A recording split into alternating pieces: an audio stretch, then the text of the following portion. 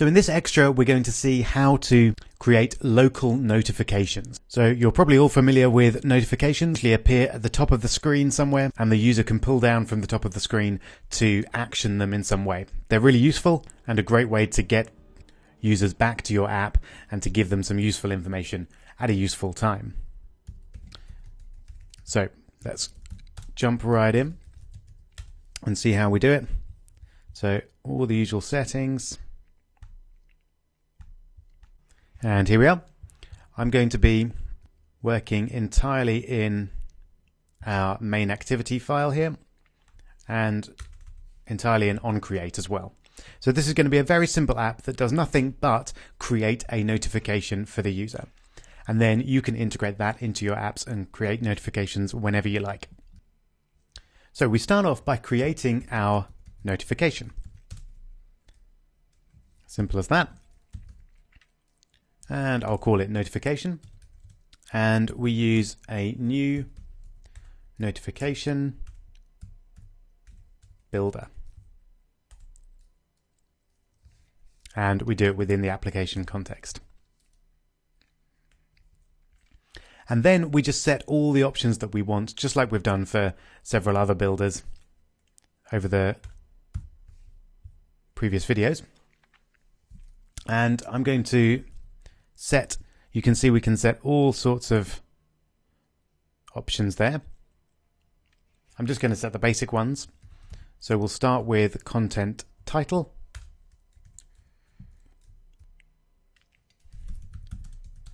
I'll have something inane like that. And then we'll have the content text, where you get a bit more detail. You get the idea. I'll set a small icon. So this will be the icon that appears in the notification drawer at the top of the screen. And you can use any image that you like for this.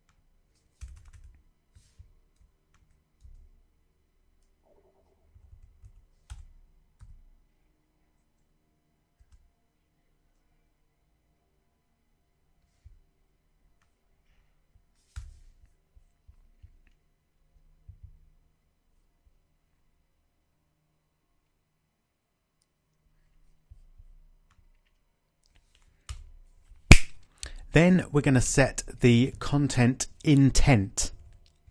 And you can see this is a new class that we haven't come across before called pending intent. So essentially this is the way that we tell our notification what to do if someone taps on it. So let's take a brief break from our notifications and create our pending intent. We'll call it pending intent. And we create it using pendingintent.getActivity, and then we give it a few variables So first, the application context. Next, we give it an ID number, which is just a way for us to verify which intent or which notification was tapped on. So I'm just going to go for 1. And then we need an intent to actually run. And finally, there's some various option settings that we can have at the very end there. I'm not going to put those, so we'll just put 0. So let's create this intent. So for us, this is just going to be a new intent, which is going to happen within the application context, and it's just going to jump to main activity. So what we're used to. There we go. So now we've created our pending intent, which really just links to our intent.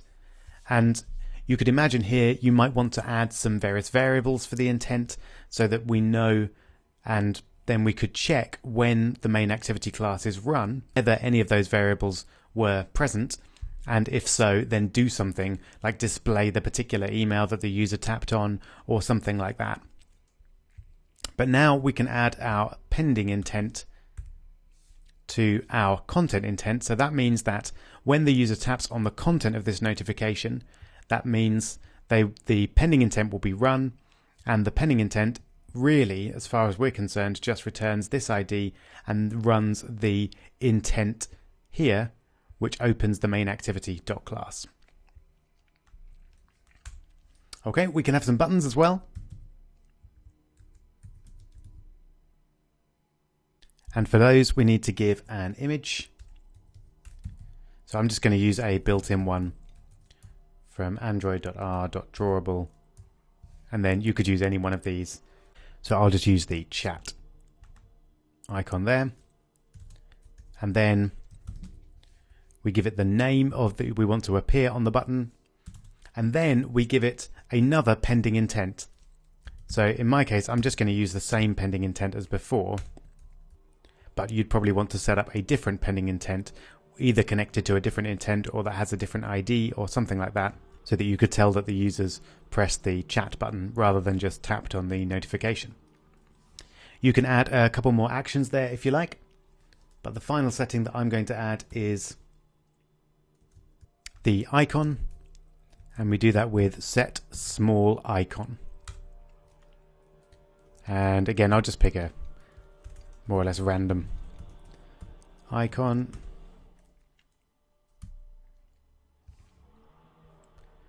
Let's go for the app icon there. And finally then we build it. So now we've got our notification.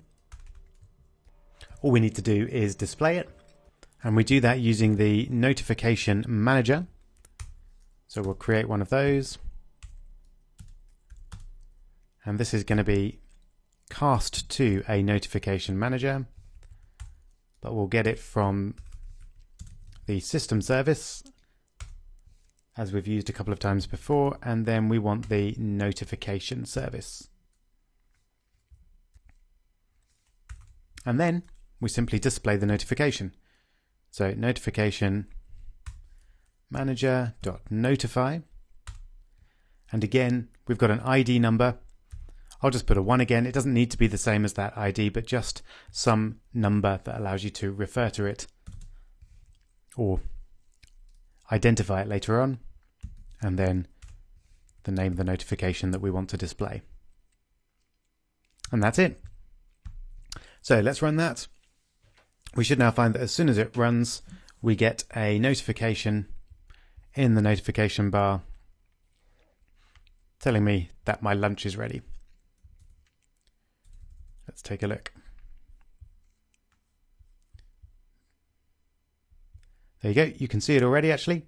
So there's our little Android. And if we come down, you can see we get lunch is ready, getting cold, and we can tap that button to chat. And if we tap it, it'll go straight back into our notifications demo. Just like that. We can also swipe down to remove the notification. like that, just in the usual way. So that's it. Simple as that.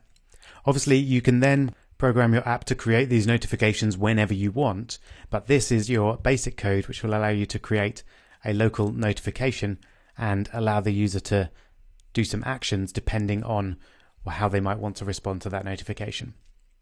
In the next lecture, we'll see how to do remote notifications using Pass, which you can integrate into your social apps like chat apps, etc. See you there.